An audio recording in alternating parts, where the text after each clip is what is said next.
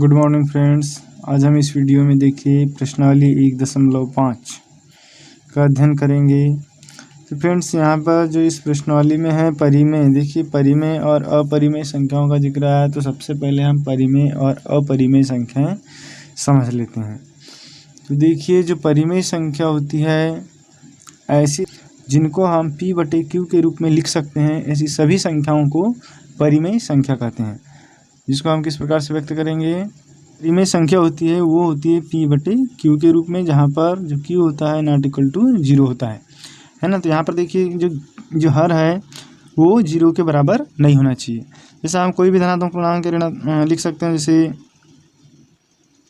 धनात्मक ऋणात्मक कुछ भी आ सकता है ना। देखिए यहाँ पर 1/2, 2/3, 1/4, 1/5, 10/7। तो इस तरीके से फ्रेंड्स ये जितनी भी संख्याएं हैं ये सभी क्या होती है, परिमेय संख्याएं हैं। अब यहाँ पर थोड़ा सा और संख्याओं का परिचय देख लेते हैं। तो ये प्राकृत संख्या, तो प्राकृत संख्या क्या होती है, प्राकृत संख्या जिसको हम कहते हैं नेचुरल नंबर, इसको n से दर्शाते हैं। तो जैसे 1, 2, 3, 4, 5, 6, 7, 8 अनंत तक, ये सभी संख्याएं फ्रेंड्स क्या कहलाती है, प्राकृत संख्याएं कहलाती है। उसी प्रकार इसमें आता है एक पूर्ण संख्या। तो पूर्ण संख्या क्या होती है, होल नंबर, इसको होल नंबर कहते हैं। जिसमें हम प्राकृत संख्या में यदि 0 शामिल कर दे, शून्य शामिल कर दे, तो ये हो जाएगा 1, 0, 1, 2, 3 डैश अनंत तक।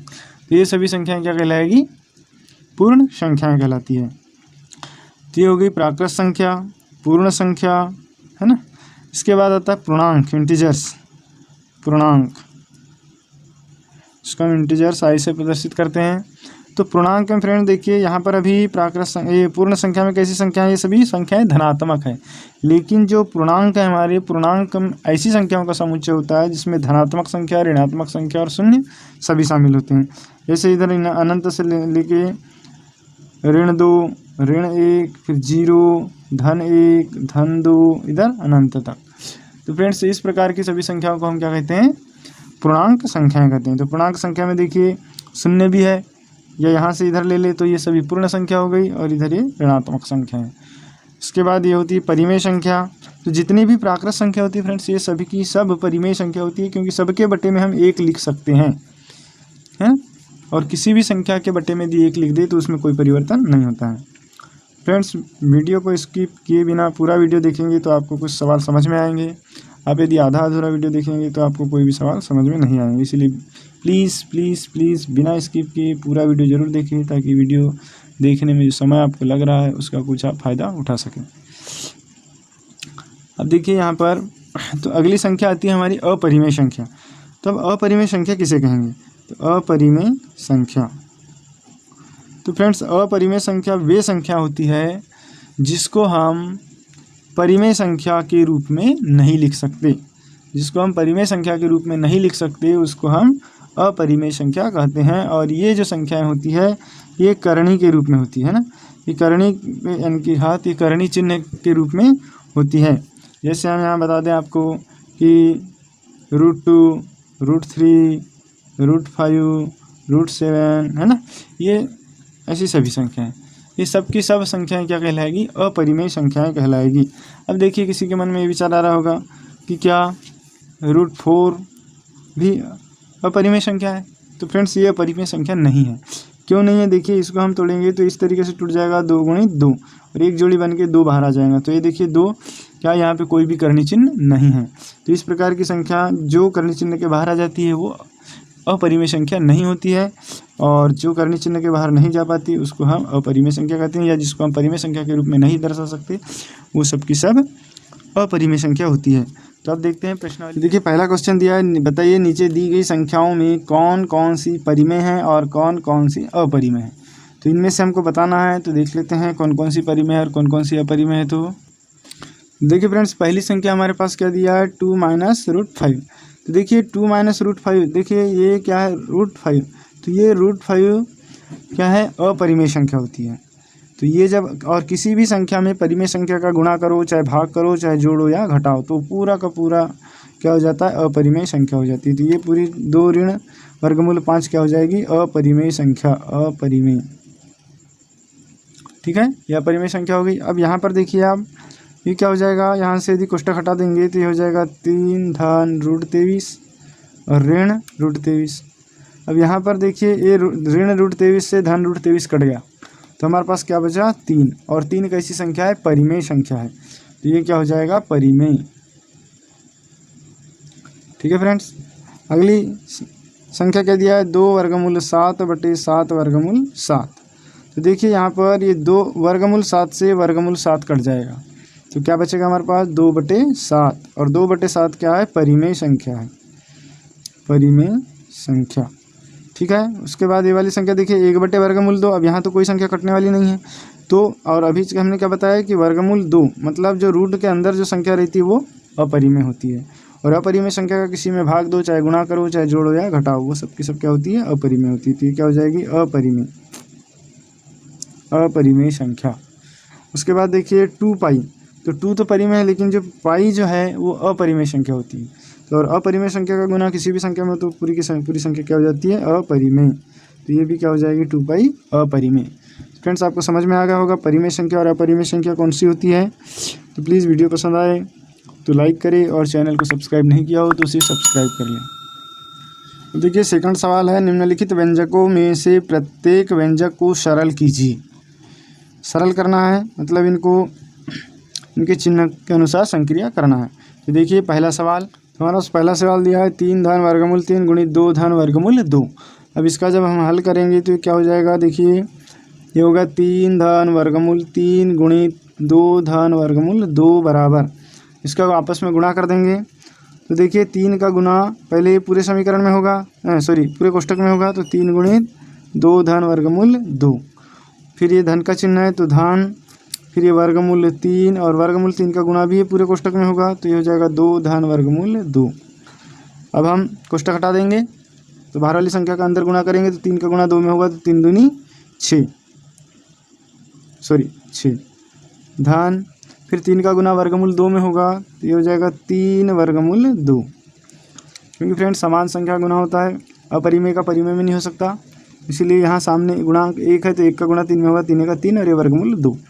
फिर इसका गुणा करेंगे, वर्गमूल 3 का गुणा 2 में करेंगे, तो ये हो जाएगा 2 वर्गमूल 3 धन। फिर देखिए वर्गमूल 3 का गुणा वर्गमूल 2 में होगा, तो वर्गमूल 3 गुणित वर्गमूल 2। अब दोनों में समान रूट चिन्ह है तो संख्या का गुणा हो जाएगा आपस में, तो हो गया 6 धन 3 वर्गमूल 2 धन 2 वर्गमूल 3 धन। देखिए दोनों में चिन्ह समान है, इसीलिए एक ही चिन्ह के अंदर दोनों संख्या को लिख देंगे, 3 गुणित 2, या 3 दूनी 6 हो जाएगा।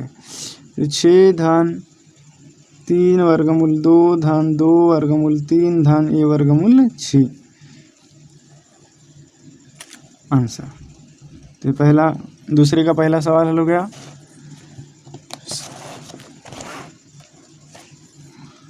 ठीक है फ्रेंड्स, समझ में आ गया होगा। अगला सवाल देखते हैं। नेक्स्ट क्वेश्चन है 3 धन वर्गमूल 3 गुणित 3 ऋण वर्गमूल 3। जब इसको हम हल करेंगे तो देखिए इस 3 का गुना इस पूरे कोष्टक में होगा, तो ये हो जाएगा 3 गुणित 3 ऋण वर्गमूल 3, फिर ये धन का चिन्ह तो धन वर्गमूल 3 धन वर्गमूल 3, फिर इस पूरे कोष्टक में होगा 3 ऋण वर्गमूल 3।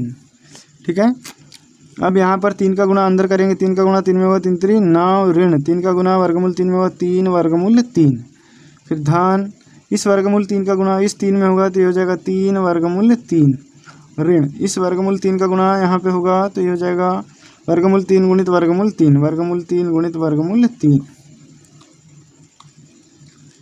अब देखिए 9 हो गया। अब यहाँ पर ऋण वर्गमूल 3 है और ये धन वर्गमूल 3 है, दोनों समान राशि, क्योंकि 3 वर्गमूल 3 है 3 वर्गमूल 3 है, एक में धन चिन्ह एक में ऋण चिन्ह, तो घट जाएंगे, तो ये कट गया पूरा। अब हमारे पास क्या बचा 9 ऋण, ये देखिए यहाँ पर भी वर्गमूल 3 और वर्गमूल 3 की एक जोड़ी बन जाती है, तो 3 बाहर निकल जाएगा, तो 9 में से 3 गया तो 6 आंसर। तो इसका जब हम सरल करेंगे इसको तो क्या प्राप्त हुआ, हमको 6 प्राप्त होगा इसका मान। देखते हैं। ठीक है, देखिए तीसरा सवाल है वर्गमूल 5 धन वर्गमूल 2 का होल स्क्वायर। तो इसको जब हल करेंगे तो देखिए यहाँ पर 2 की घात है तो 2 बार गुणा में लिख देंगे, तो ये हो जाएगा वर्गमूल 5 धन वर्गमूल 2 का होल स्क्वायर बराबर वर्गमूल 5 धन वर्गमूल 2 गुणित 2 की घात है तो 2 बार लिखेंगे, तो वर्गमूल 5 धन वर्गमूल 2। फिर देखिए वर्गमूल 5 का गुना ये पूरे कोष्टक में करेंगे तो ये हो जाएगा वर्गमूल 5 गुणित वर्गमूल 5 धन वर्गमूल 2। फिर ये वर्गमूल धन 2 का गुना करेंगे तो वर्गमूल 2 का गुना जब अंदर होगा तो वर्गमूल 5 धन वर्गमूल 2। ठीक है, ये कोष्टक बंद।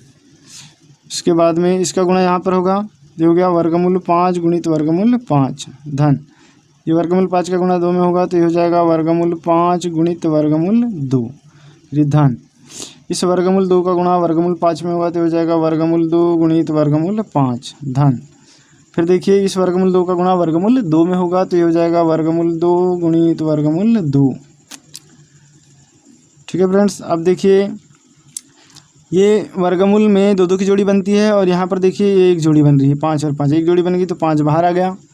फिर धन, ये चिन्ह समान है वर्गमूल का कर्णिघात, तो यहाँ पर 5 का गुणा 2 में हो जाएगा तो वर्गमूल 5 दूनी 10 धन, इसमें भी वैसा ही होगा तो वर्गमूल 10 धन, ये एक जोड़ी बन गई 2 की तो ये 2 बाहर आ गया।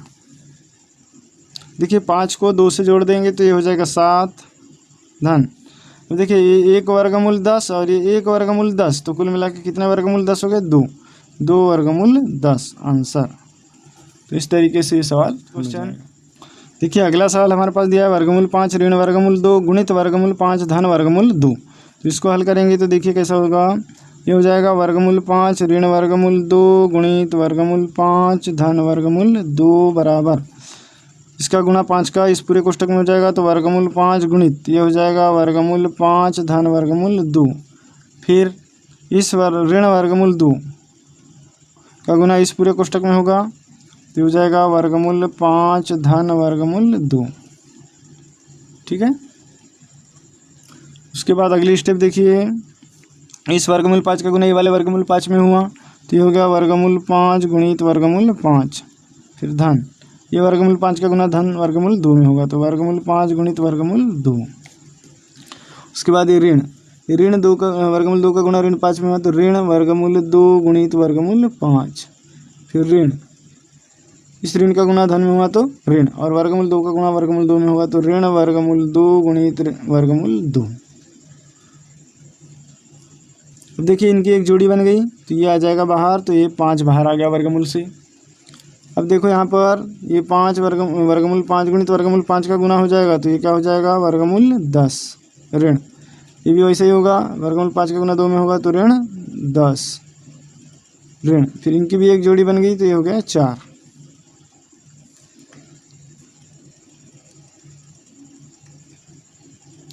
अब देखिए ये धन वर्गमूल 10 से ऋण वर्गमूल 10 कट जाएगा। अब हमारे पास क्या बचा, 5 और ऋण 4, तो 5 में से यदि 4 घटा देंगे तो हमारे पास बचेगा धन 1 आंसर। तो ये सवाल समझ में आया होगा फ्रेंड्स, तो प्लीज़ वीडियो को लाइक करें और चैनल को सब्सक्राइब नहीं किया हो तो चैनल को सब्सक्राइब कर लें, और इसके आगे के सवाल लिंक डिस्क्रिप्शन में दे दिया जाएगा, वहाँ से आप तीसरा, चौथा और 5वां सवाल देख लेंगे, और पिछला वीडियो नहीं देखा होगा तो उसका भी डिस्क्रिप्शन आपको लिंक में दे दिया जाएगा, वहाँ से आप वीडियो देख सकते हैं।